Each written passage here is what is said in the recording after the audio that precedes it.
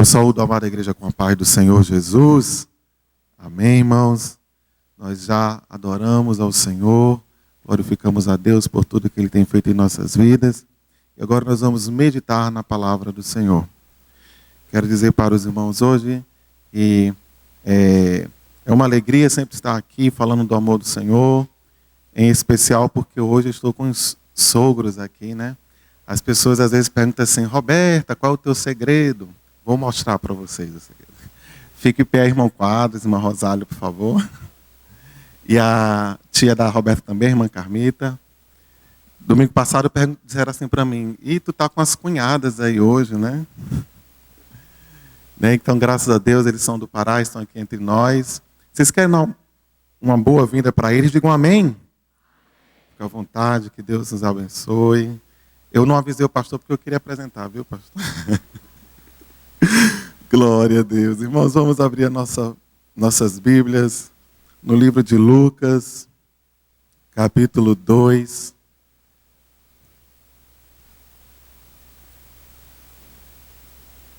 Lucas, capítulo 2, a partir do versículo 39.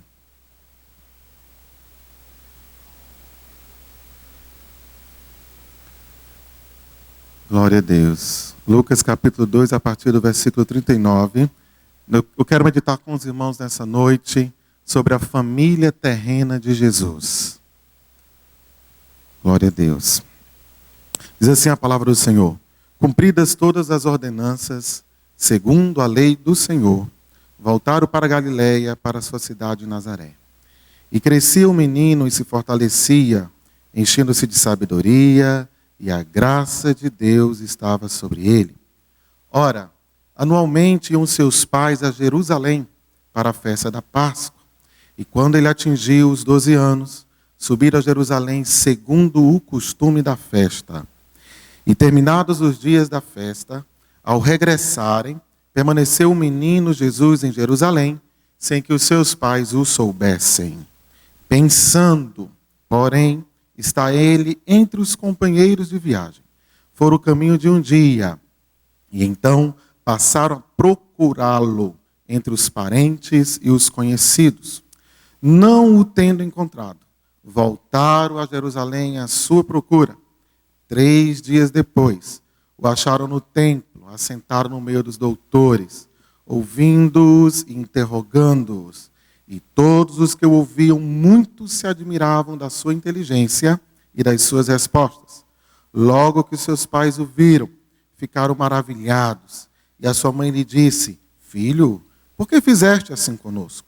Teu pai e eu, aflitos, estávamos à tua procura. E ele lhes respondeu: por que me procuráveis? Não sabeis que me cumpria estar na casa de meu pai? E não compreenderam, porém, as palavras que lhe dissera. E desceu com eles para Jerusalém, e era-lhe submisso. Sua mãe, porém, guardava todas estas coisas no coração. Eterno Deus, nós te louvamos e te bendizemos pela revelação escrita da tua palavra. E nós imploramos a ti, ó Deus, agora, a revelação explanatória da tua palavra. Meu Deus, que nós tenhamos agora, meu Deus, a capacidade sobrenatural que vem do céu para falar a essa multidão que está aqui. Que não seja de nós, Senhor, mas que seja do teu coração, porque o Senhor conhece a necessidade de cada um que está aqui. Cada pai de família, cada mãe, cada filho, cada família aqui representada, Senhor. Tu conhece a necessidade de ouvir a tua voz e a tua palavra. Por isso nós nos achegamos a ti, pelos méritos de Jesus Cristo. Amém. Glória a Deus.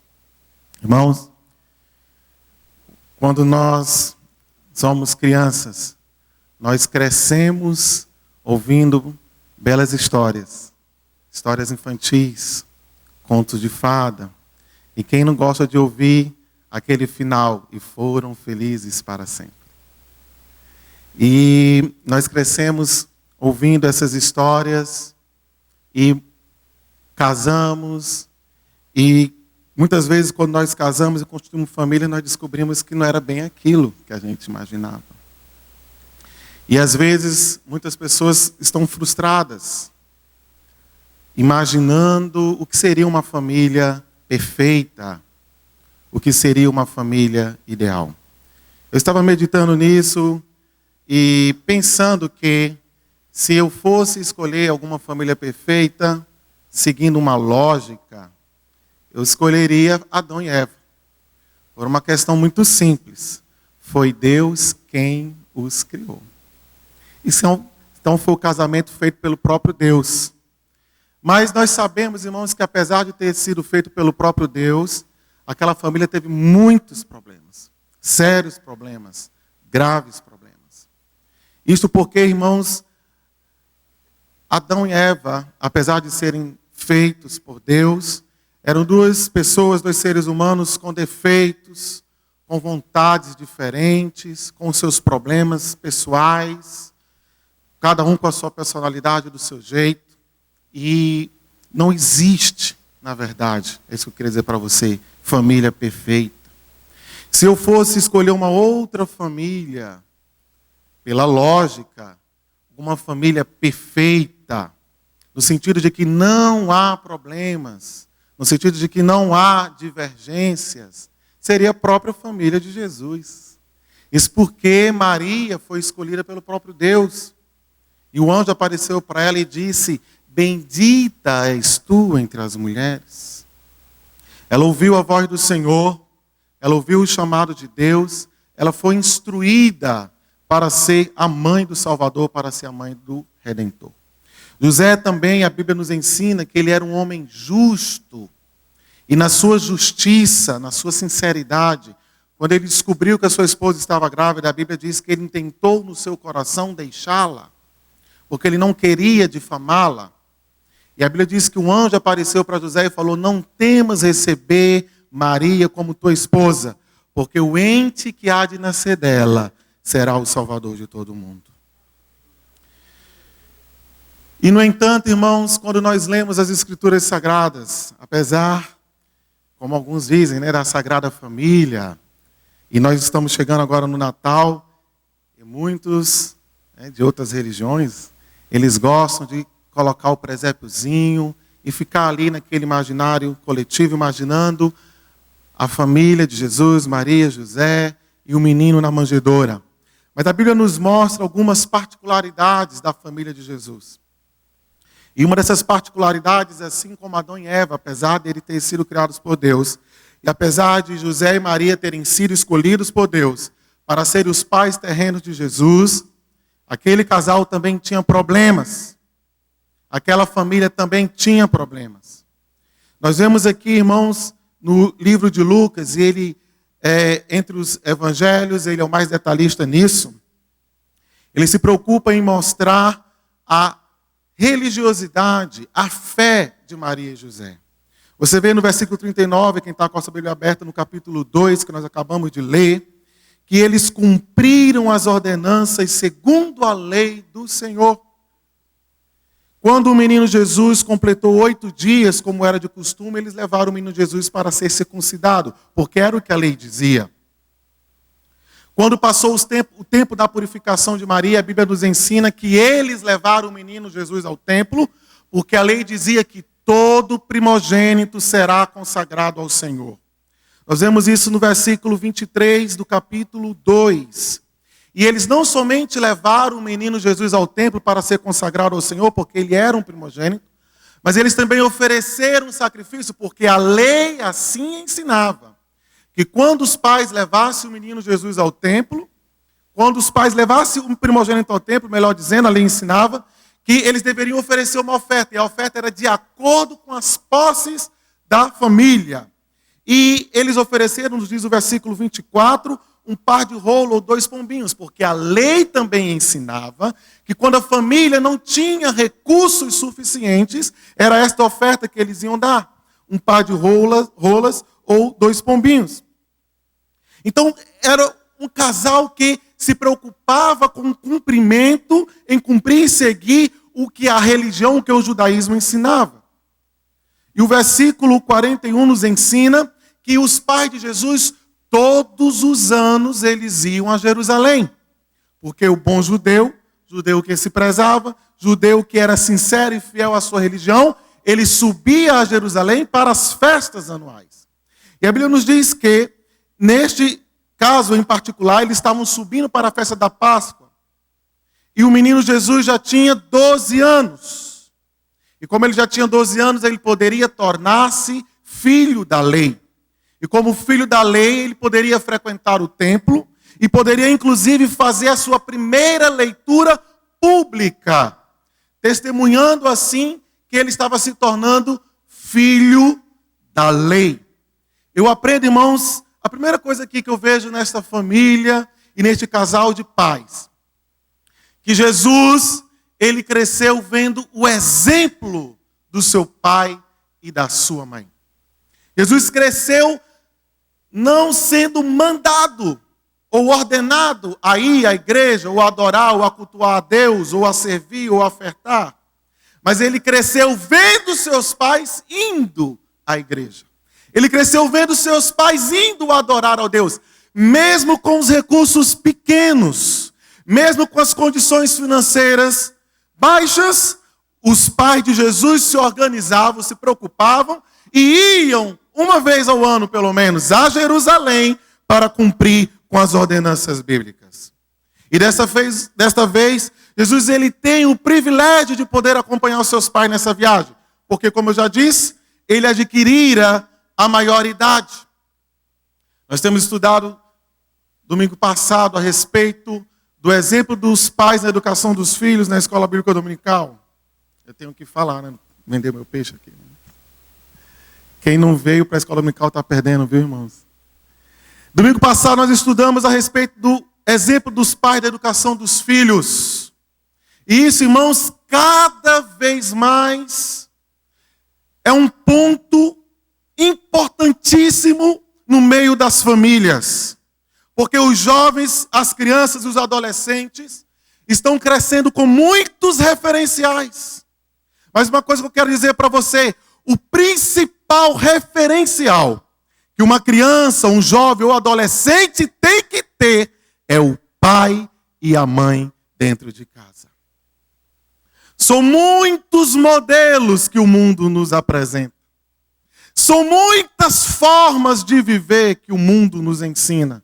Mas uma só é a correta, que a palavra do Senhor nos ensina, que é temer a Deus acima de todas as coisas. E isto, os filhos, as crianças, os adolescentes, os jovens, o marido e a mulher, um tem que ver isso no outro dentro das nossas casas. E Jesus ele tinha este exemplo nos seus pais. Mas no entanto, irmãos, apesar de tudo isso, começa agora no versículo 43, que quando a festa terminou, acontece algo inusitado, porque Jesus ficou em Jerusalém sem que os seus pais o soubessem. E Deus me deu essa palavra numa situação muito inusitada. Eu viajei com a minha esposa e nós estávamos com os ingressos para ir a um lugar turístico ali daquela cidade e acordamos muito cedo pela manhã, nos organizamos para pegarmos a menor fila possível, conseguir estacionar o carro. E quando nós chegamos no local, e estávamos já na porta da bilheteria, era um dos primeiros, que eu coloquei a mão no bolso, eu estava sem o ingresso. Aí eu olhei para ela e falei assim, o ingresso está contigo? E ela falou, não, o ingresso não está comigo. O ingresso não está comigo, o ingresso não estava com ela. Primeiro veio a raiva, né? Mas na mesma hora, irmãos, o Senhor trouxe uma palavra ao meu coração. Quem crê que Deus fala nas situações mais inusitadas? Na mesma hora o Senhor colocou uma palavra no meu coração, porque não tinha sido nessa viagem o primeiro problema que nós tínhamos tido nessa circunstância.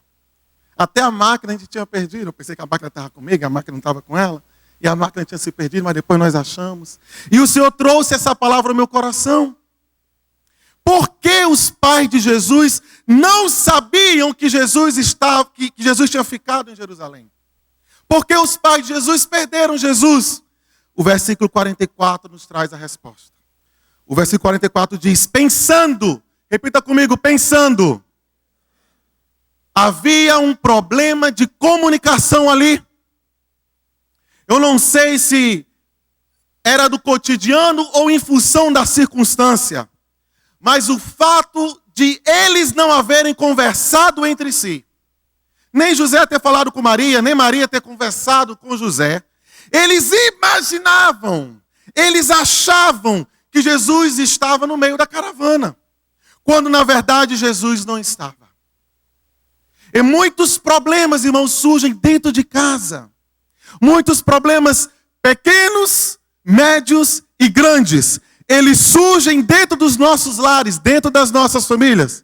Porque ao invés de falar, nós ficamos imaginando. Nós ficamos pensando. Às vezes o marido pensa que em agradar a mulher, só pensa, mas não faz nada. Nem diz nada. Às vezes a mulher só pensa em como agradar o marido, mas não pergunta, não fala, não diz nada. Irmãos, é chegado o momento de nós ampliarmos a comunicação dentro dos nossos lares. Nós vivemos, irmãos, um período em que a comunicação ela tem uma velocidade enorme, principalmente porque nós temos a internet. Qualquer notícia rapidamente está na internet. Por isso é mais importante do que nunca que o esposo tenha a comunicação mais clara com a sua esposa. Que a esposa tenha a comunicação mais clara com o seu esposo. E que os pais mantenham uma comunicação aberta, clara, franca e sincera com seus filhos. Porque se você não o fizer, o mundo o fará. E diz um ditado que todo penso é torto. E eles pensando que Jesus estava. E aqui eu tenho 3 grupos de pessoas. Acompanhem comigo. Pensando, porém, que ele estava entre os companheiros de viagem. Repita comigo, companheiros de viagem. Depois eles foram procurar com os parentes. Repita comigo, parentes. Depois eles foram procurar com os conhecidos. Diga, conhecidos.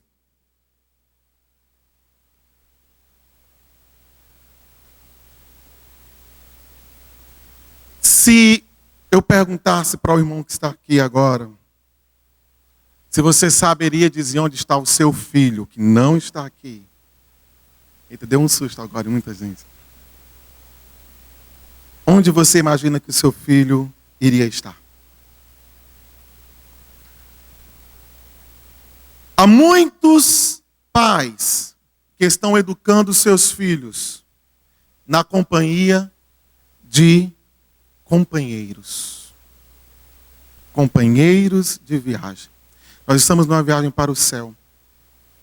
E muitas crianças e adolescentes, hoje, não desfrutam mais da companhia dos seus pais.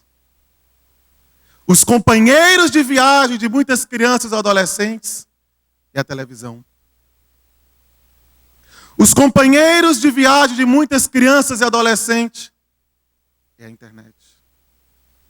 Os companheiros de viagem de muitas crianças e adolescentes são os diversos entretenimentos que vão surgindo.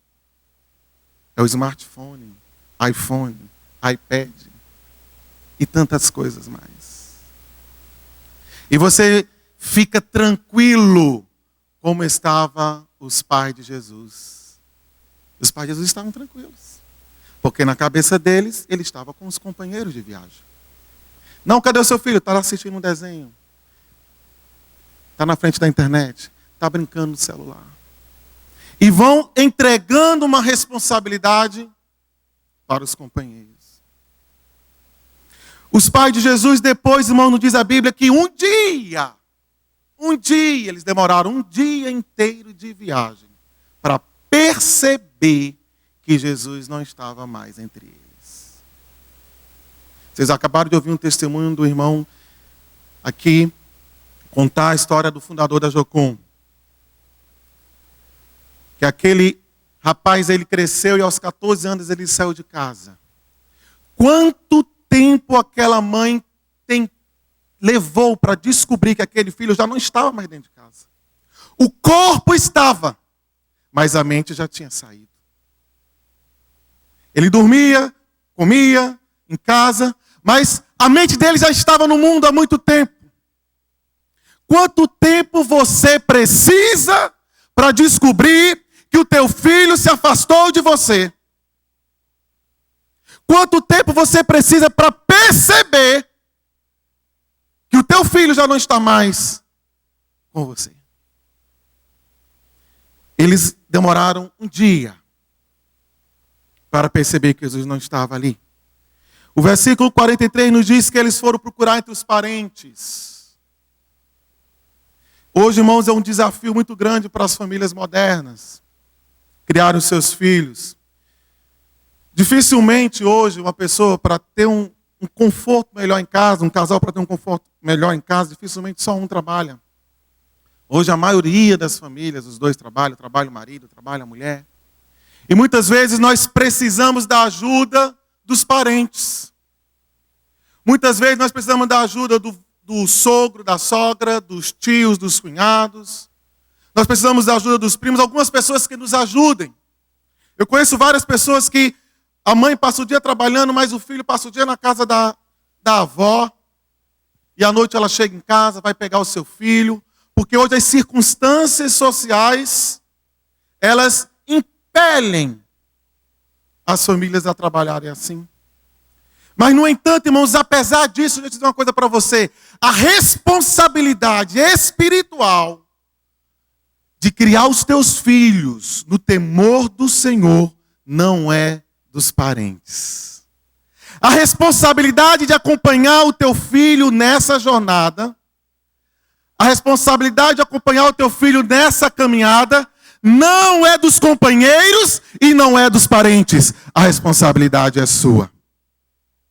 A Bíblia diz, herança do Senhor são os filhos, e o fruto do ventre, o seu galardão. Zele, cuide da herança que Deus te deu. Zele, cuide por aquilo que o Senhor entregou nas tuas mãos, porque Ele não vai requerer de outra pessoa, senão de você mesmo. Eles pensavam também que Jesus estava entre os conhecidos. Os psicólogos, os professores do colégio, os vizinhos, os conhecidos da internet. Eles pensavam que Jesus estava com os conhecidos. Quem são os conhecidos dos teus filhos? Com quem teu filho tem andado? Quem são as companhias dele? Eu estava lendo uma história de um pai, um advogado. Caso verídico, foi notório em todo o Brasil. Em que a filha dele tinha combinado, tinha avisado para ele que ela ia para um retiro de um grupo. E quando foi sábado pela manhã, o pai dela ligou para ela para saber se estava tudo bem, como é que estava indo. E ela disse, pai, está tudo bem. E ele disse que estranhou, porque se era um retiro de jovens, um grupo de jovens, ele esperava que na ligação ele ouvia muito barulho. Mas estava um silêncio só, e aquela moça disse assim para ele, de 16 anos de idade.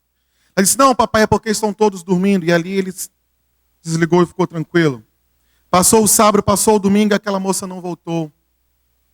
E aquele pai começou a procurar na agenda dela o telefone da sua amiga, identificou o telefone da amiga, e a amiga disse, não, ela não foi para o retiro dos jovens, com os grupos, com os amigos. Ela foi para um acampamento particular, juntamente com o seu namorado. E aí aquele pai ficou desesperado e começou a procurar, foi na polícia, foi na delegacia, e alguns dias depois, eles descobriram que aquela moça tinha sido morta, violentada, brutalmente assassinada. Porque aquele pai achava que sabia onde a sua filha estava. Achava que sabia quem eram as companhias da sua filha. Mas na verdade ele já tinha perdido a sua filha. A Bíblia nos diz que eles voltaram então para Jerusalém e começaram a procurar Jesus pela cidade. Eles demoraram 3 dias para encontrar Jesus. Um dia para descobrir que Jesus tinha sido estava perdido. E 3 dias para encontrar onde Jesus estava. O versículo 48, ele nos diz que eles encontraram Jesus, ficaram maravilhados, conversaram com ele e disseram: filho, por que você fez isso conosco? Nós estamos aflitos te procurando. E Jesus responde para eles: por que vocês me procuravam? Vocês não sabiam que cumpria eu estar na casa de meu pai? Eu vejo aqui um outro problema na educação familiar aqui, como esses pais conduziam isso.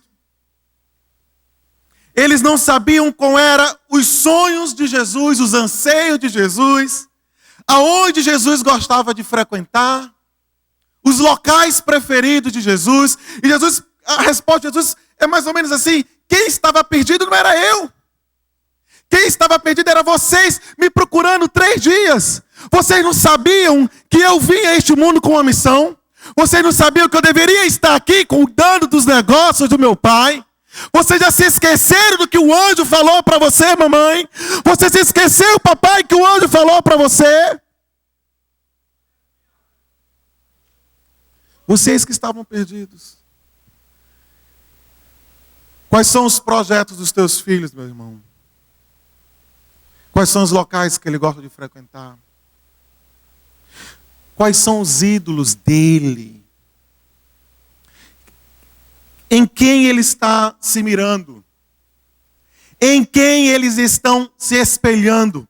Jesus se espelhava em Deus. Jesus se espelhava no Pai.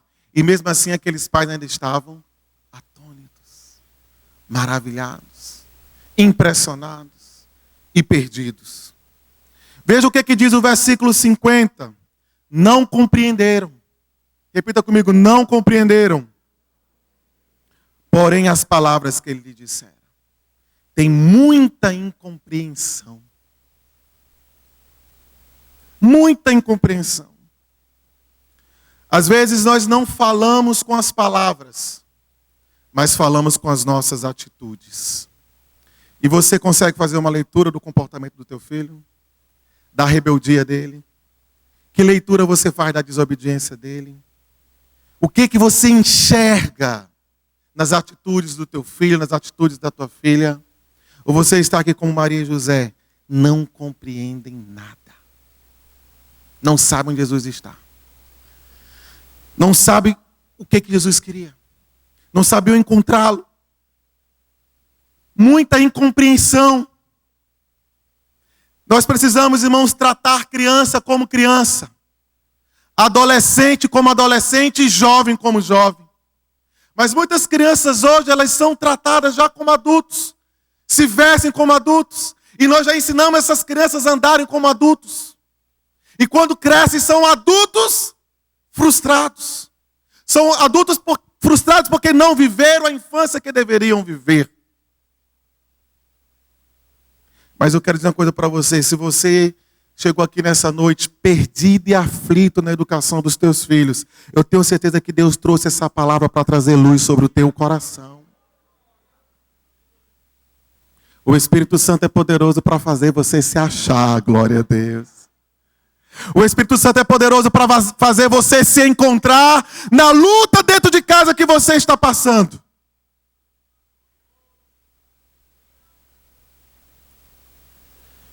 E a Bíblia diz que Jesus era submisso. Não eram só os pais de Jesus que tinham defeitos. Os irmãos de Jesus também eles tinham defeitos. Mateus capítulo 12, versículo 46. Quem tem sua Bíblia pode abrir comigo. Mateus capítulo 12, versículo 46 diz assim: falava ainda Jesus ao povo, e eis que sua mãe e seus irmãos estavam do lado de fora, procurando falar-lhe. Jesus tinha irmãos. Se você ler comigo também, Marcos capítulo 6, versículo 3.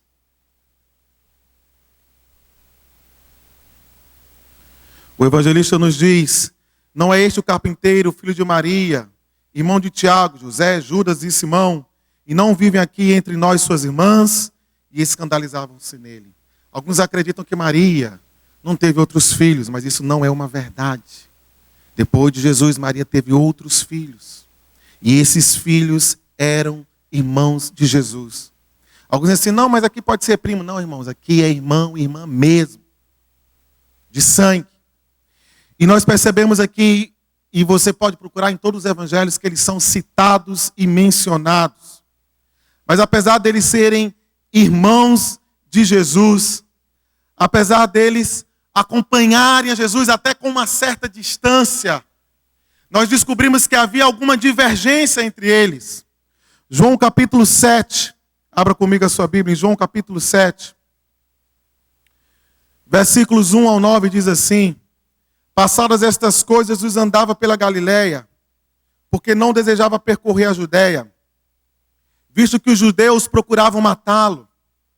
Ora, a festa dos judeus, chamada de festa dos tabernáculos, estava próxima. Dirigiram-se, pois, a ele os seus irmãos e lhe disseram: deixa este lugar e vai para a Judeia, para que também os teus discípulos vejam as obras que fazes. Porque ninguém há que procure ser conhecido em público, e contudo realize os seus feitos em oculto. Se fazes estas coisas, manifesta-te ao mundo. Versículo 5, presta atenção no versículo 5. Pois nem mesmo os seus irmãos criam nele. Você pensou que você só tinha problema na tua família? Você pensou que só brigava com os teus irmãos? Você pensou que você é o único no mundo que a família despreza? Você pensou, imaginou que você é a única pessoa no mundo em que a família não te dá crédito? Surpresa para você. Nem os irmãos de Jesus acreditavam nele. Jesus ele estava num propósito e na orientação de Deus de permanecer na Galileia. E os irmãos de Jesus tinham um propósito maior, porque eles imaginavam que Jesus ia se tornar o grande governante de Israel. Ora, eles iam ser os irmãos do rei de Israel. Então eles diziam, olha, mas se você quer ficar conhecido, por que você fica aqui se escondendo? Você tem que procurar onde tem muita gente. Você tem que procurar onde há muitas aglomerações. Mostra a tua obra. E muitas vezes, meus queridos, nós enfrentamos esses problemas familiares porque as famílias, os pais e os irmãos, muitas vezes, colocam encargos sobre os nossos ombros, colocam os desejos deles sobre os nossos ombros, os planos e os projetos deles sobre nossos ombros, quando na verdade não são os projetos nem os sonhos de Deus. Não eram os projetos nem os sonhos de Deus para Jesus, mas a família de Jesus tinha outro propósito para ele. Mas a Bíblia nos diz que Jesus conversou com eles. Jesus diz no versículo 6, o meu tempo ainda não chegou, mas o vosso sempre está presente. Como é que nós lidamos com essas questões familiares? Deixa eu dizer uma coisa para você, meu querido. Não importa se você foi desprezado pela tua família, porque você é crente. Não importa se os teus te abandonaram, porque você aceitou Jesus como Salvador. Não importa porque você quer servir a Deus em sinceridade e você já está numa família crente, mas a tua família crente, ela não concorda com as tuas atitudes, não concorda com os teus projetos. Não importa, apresenta esses projetos a Deus, porque se Deus está neles, eles vão ser realizados. Você vai enfrentar oposição dentro de casa, como Jesus também enfrentou oposição dentro de casa, porque não existem famílias perfeitas. Existem famílias com mais afinidades e com menos afinidades. Todos nós temos os nossos problemas. O mais importante é que nestes problemas nós podemos contar com o Pai Celestial.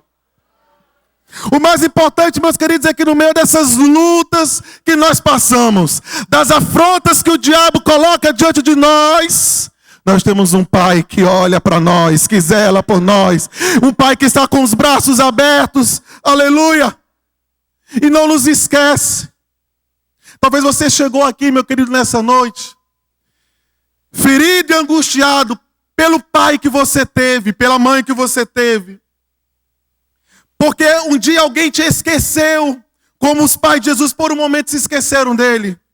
E você cresceu com essa tristeza no seu coração. Talvez aquela surra que você levou, ela deixou marcas mais profundas na tua alma do que no teu próprio corpo. Mas o bálsamo de Gileade vai passar aqui nessa noite e vai sarar a tua dor.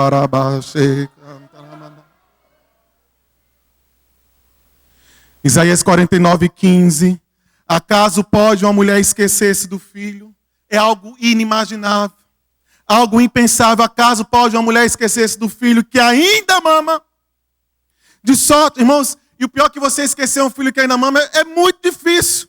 Porque na hora que tem fome, o menino abre o berreiro. Mas olha o que o Senhor diz do profeta Isaías. Acaso pode uma mulher esquecer-se do filho que ainda mama? De sorte que não se compadeça do filho do seu ventre? O Senhor diz assim para você nessa noite: ainda que isto viesse a se esquecer, eu todavia não me esquecerei de ti.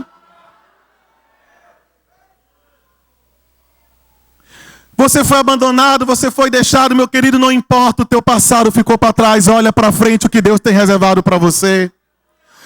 Pedro estava preocupado, e agora, Jesus, nós deixamos tudo.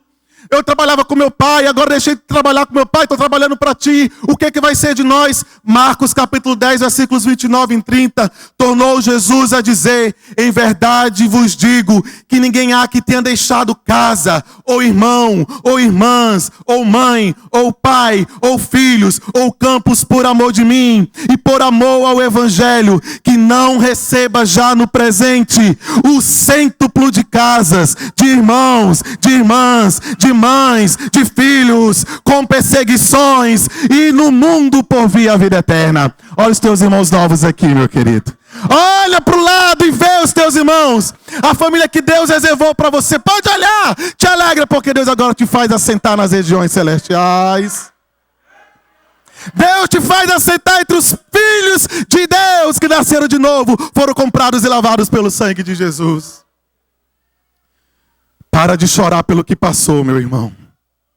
Para de chorar, abaixeira e canta na manás. Pelo que foi, mas te alegra pelo que será.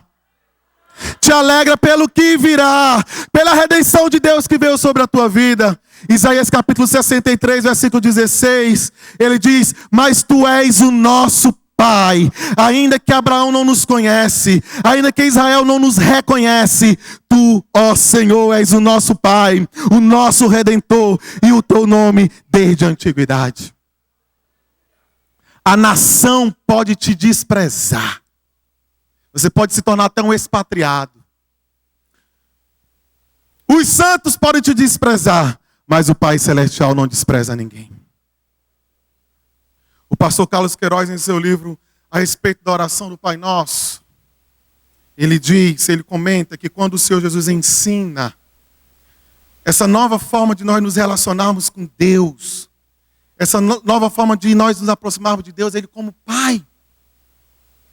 Ele diz que entra no teu quarto, Jesus diz, entra no teu quarto e fecha a porta, porque o teu Pai que te vê em secreto, Ele ouve a tua oração. O pastor Carlos Queiroz, ele explica que essa palavra quarto, lá no original, é tameion. E tameion no original, irmãos, é aquele quartinho dos cacarecos. Quem tem um em casa? Eu comprei uma casa, não tinha, mandei fazer. É o quarto onde você guarda a bagunça, os brinquedos quebrados. É o sótão. É aquele quarto onde você não tem coragem de levar as pessoas que não são íntimas. É aquele lugar da casa onde você não tem coragem de levar as pessoas que não são muito próximas de você, porque é o lugar onde está aquela baguncinha. E o pastor Carlos Queiroz explica no seu livro, é no meio da confusão da tua alma que Jesus está dizendo, entra no tameion, entra na confusão, entra onde está tudo bagunçado, porque o Pai já está lá dentro para colocar tudo em ordem. Glória a Deus.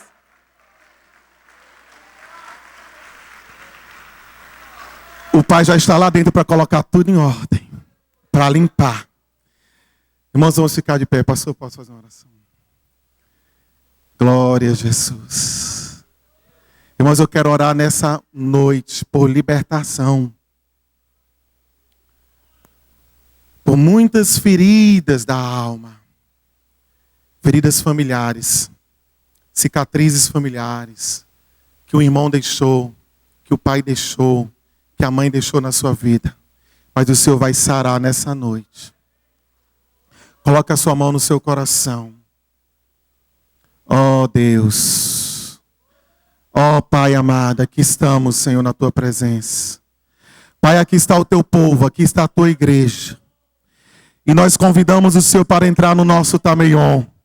Nós convidamos o Senhor para entrar, Senhor, no lugar secreto da nossa alma.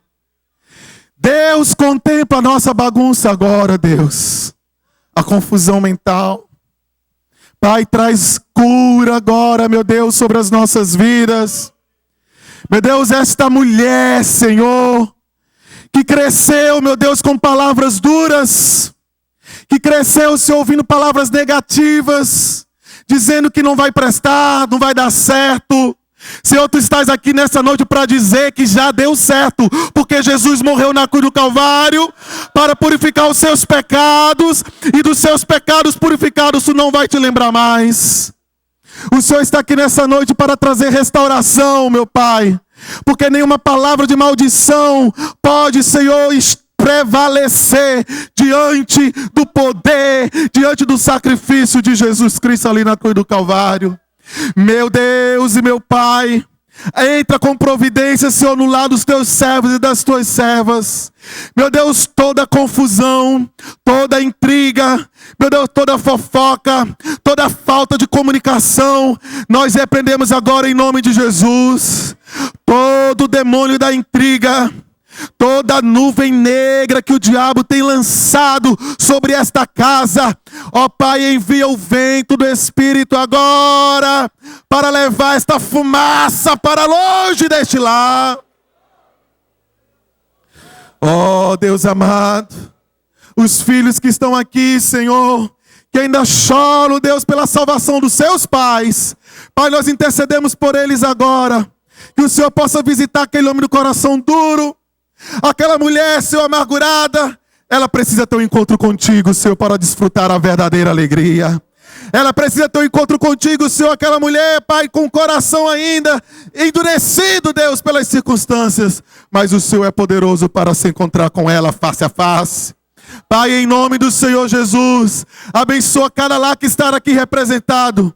Que o teu poder e a tua graça possa ser manifesta. Que o lar de cada crente que está aqui possa ser um altar de adoração para a honra e a glória do nome do Senhor. Pai, em nome de Jesus nós oramos e te agradecemos. Amém, Jesus.